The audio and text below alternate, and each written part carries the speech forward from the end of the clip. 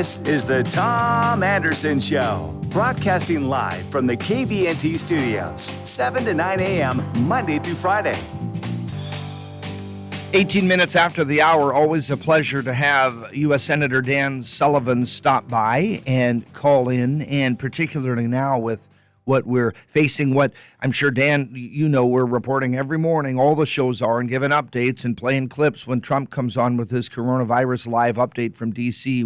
We're doing that, and journalists are doing it as well in print and on TV. But I'm sure you're getting hit hard with questions and Alaskans and folks wanting guidance and your thoughts. So that's why I follow U.S. Senator Dan Sullivan's YouTube channel. And I'm one that, I get to the like first most often, believe it or not. And I repost it on the Tom Anderson Show. So I encourage everybody to subscribe to that one. How are you this morning, Senator?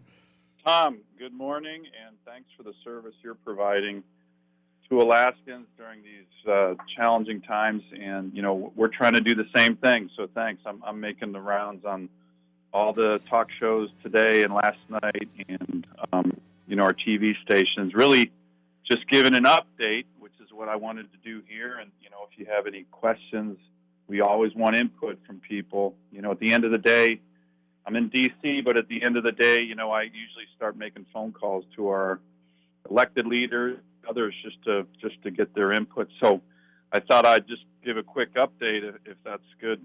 Absolutely, please. Well, listen, obviously we're in some really challenging, unprecedented times for Alaska, for America. I keep saying, and I know this is true, we will get through this. We'll get through this stronger, more resilient. But everybody's got a role to play, and everybody. This isn't just government. This is every citizen. Of course, there's already a lot of shared sacrifice. Alaskans looking out for each other, making hard decisions if you're a business owner.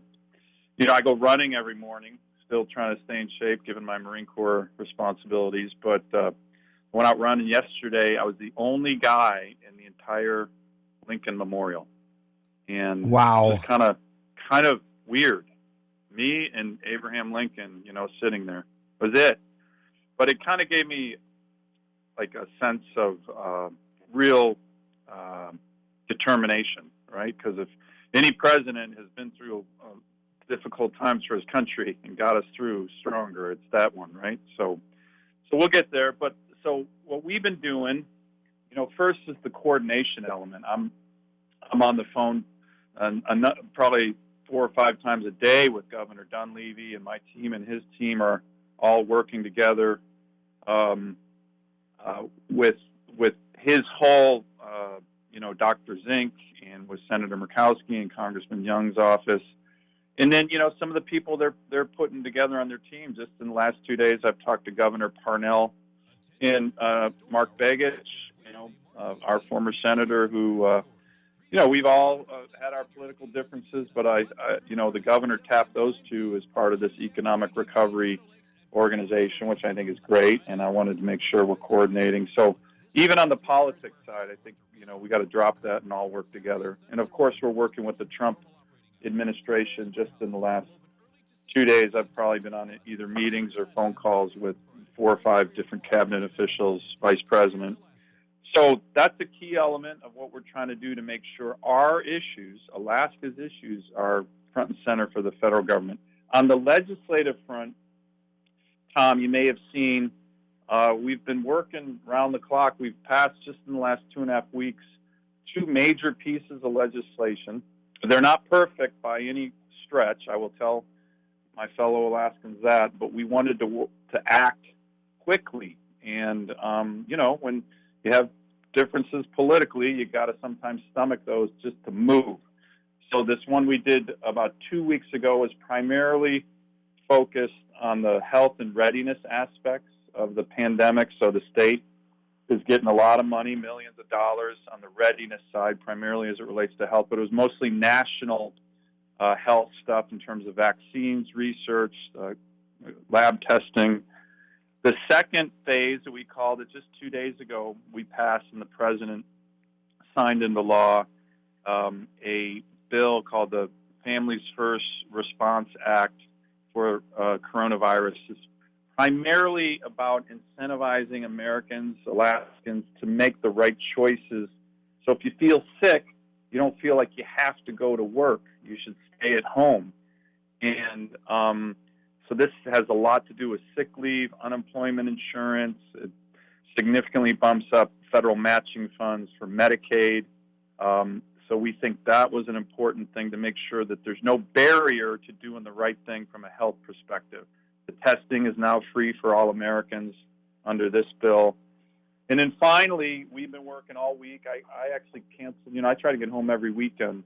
Sure. Canceled my trip home last weekend to stay and work on this legislation I just talked about. But the big one that we're working on now, the Republicans put forward a bill yesterday, and this is a much bolder, big focus on the people who are really hurting. This bill will be a major capital infusion. It's got several parts. It's going to be very significant funds of immediate cash flow assistance to small businesses, and not creating a new bureaucracy, but the ability for small businesses to get liquidity through their own institutions, community banks, credit unions, right there in Alaska. And the whole point there is to, like these restaurants, for example. Restaurants are closing because they're doing the responsible thing, but we don't want them to have to lay off workers and, have cash flow problems. So this will be very major, rapid injection of cash to help small businesses through this turmoil. The second element of this, which is a little controversial, but I've supported it, is direct financial help for Americans, is to put cash in the hands of the middle class, working class Americans, Alaskans.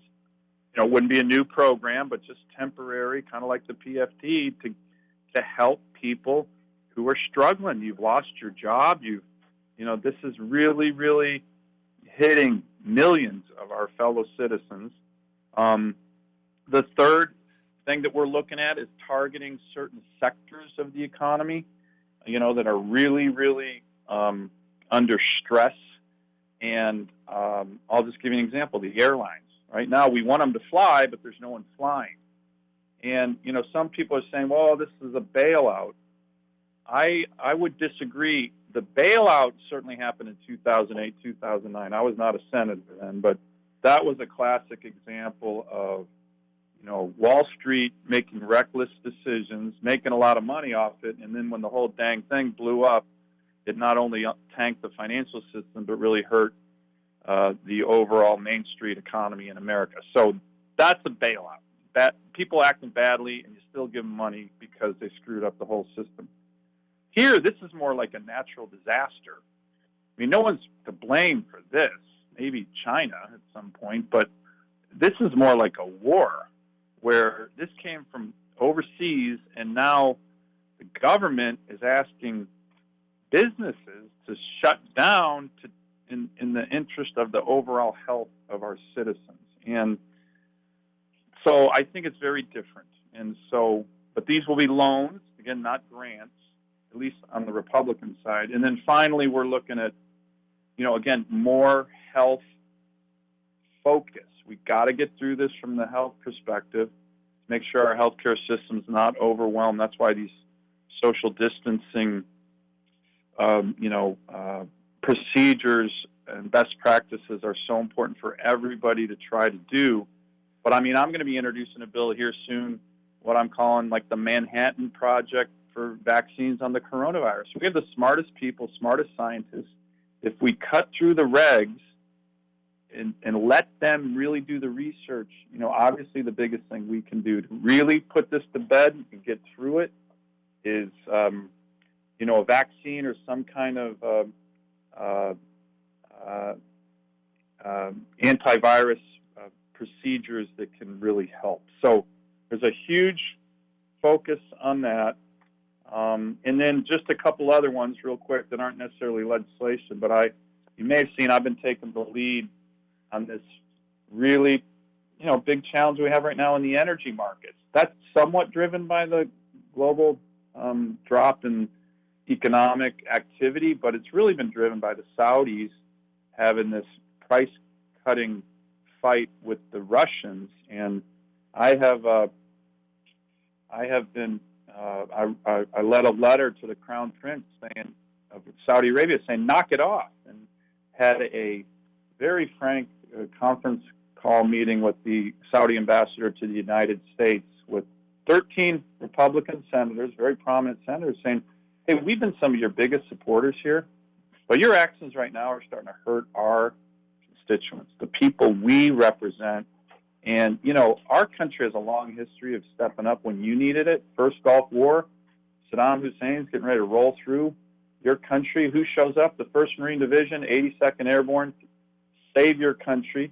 Some of those brave Americans died, and it's time for you to return the favor. And if you don't, you should not count on these senators. And I've been one that's been a supporter of the Saudi-U.S. relationship. So they're supposed to get back to me. As a matter of fact, even during this call, our ambassador to Saudi Arabia, General John Abizaid, who you might remember was the 4-star general in charge of all the Middle East conflicts, and I was a staff officer then as a Marine many years ago. He just called. But we're working on other things, Well, Senator, you've been so encapsulating here. We're going to put you on hold and see if you can stay later. If you can't, we're going to get you back at U.S. Senator Dan Sullivan with a full update right here on the Tom Anderson Show.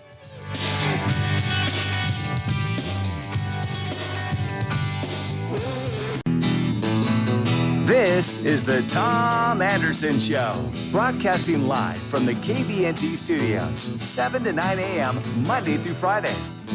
32 minutes after the hour, we're joined by U.S. Senator Dan Sullivan. He has to scurry away here, so we only have a few more minutes with him. The only thing I'm going to add, Senator Sullivan, and I really appreciate your time this morning, and the last segment was great. I'll send it to Mike because that should be posted. You were really thorough in your update. But I just heard that the IRS said, and President Trump said, that they will push the April 15th deadline to July 15th. So that's something new as well. It seems like everything's fluid.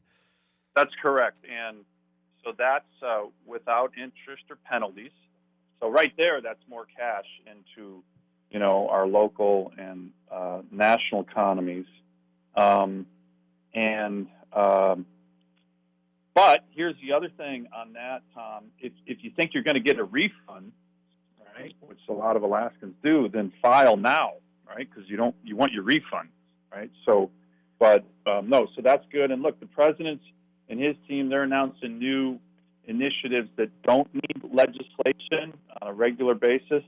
And then, we're trying to clear the decks of just unnecessary federal mandates. Let me give you an example, one that I wrote the president on 2 weeks ago, and I raised with his entire cabinet, or some of his top officials, Larry Kudlow and the Secretary of the Treasury, Mnuchin, just a couple days ago. Real ID.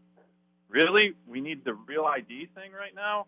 Come on, give me a break. They have the authority to push that a couple years down the road. We shouldn't have Alaskans having to wait in line at government offices to file for the Real ID. So I'm very confident we're going to get that mandate pushed down for a couple years, so people shouldn't feel like they got to go to the federal office to get an ID. Yeah, no, I appreciate that fact as well. You covered so much the first segment of the program. Who I wanted to jump in there and ask, I can now, who is the sponsor? I mean, is everyone going to jump in as a co-sponsor for this, or who's taking the lead on the Republican one on the small business loans? So we introduced that yesterday, the broad legislation. As you can imagine, we're working in very different kind of task force to put these pieces of this big legislation that's really the one that's going to hopefully stabilize our state and national economy in a better way.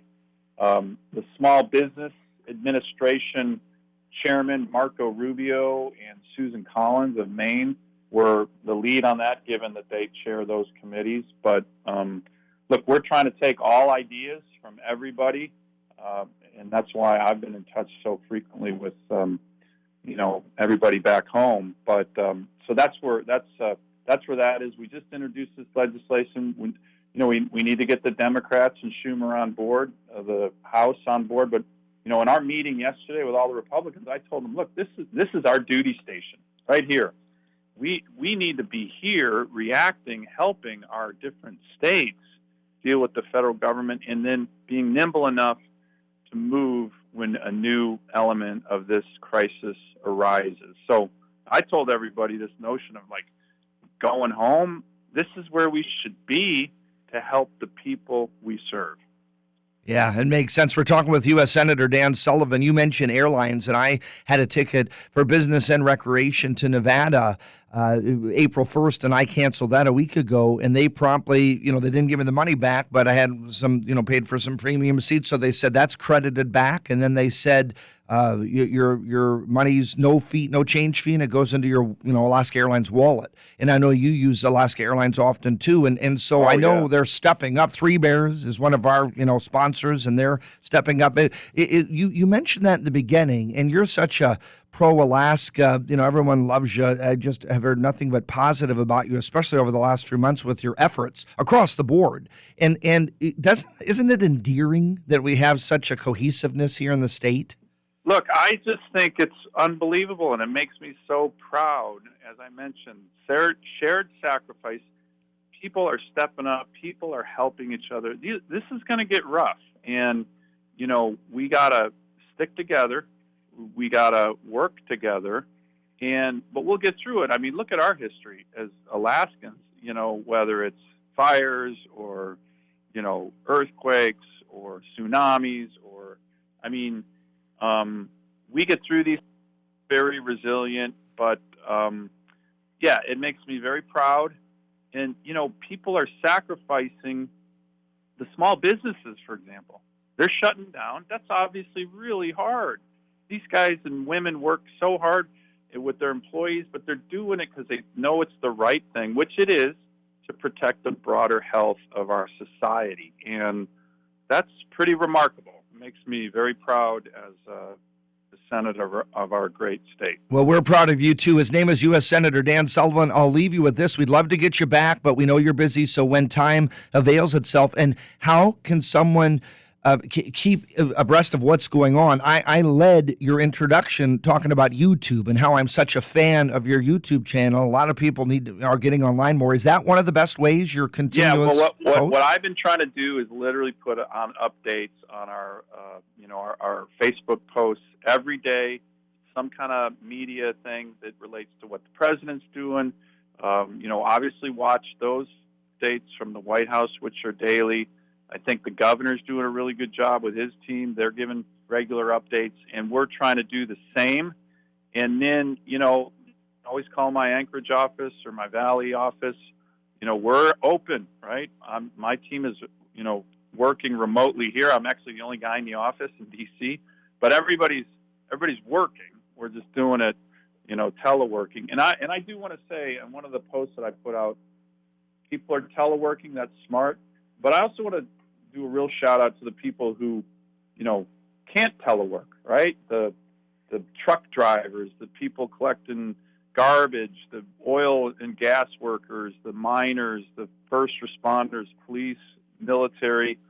Those are also the real people who make our economy run, protect our nation. They can't telework, right? They're out there on the job right now. We got to thank them. Of course, the healthcare workers who now are on the front lines of all this. So we just got to thank everybody, Tom. Stick together. We'll get through this. There's no doubt in my mind we'll be stronger, but we're going to have a lot of shared sacrifice in the meantime. But we'll keep you up to date as much as we can. Well said. His name is U.S. Senator Dan Sullivan. We appreciate your time this morning, Dan. Keep up the good job. You too, Tom. Thanks Thank for you, all sir. you're doing. Talk to you soon. Absolutely. Bye.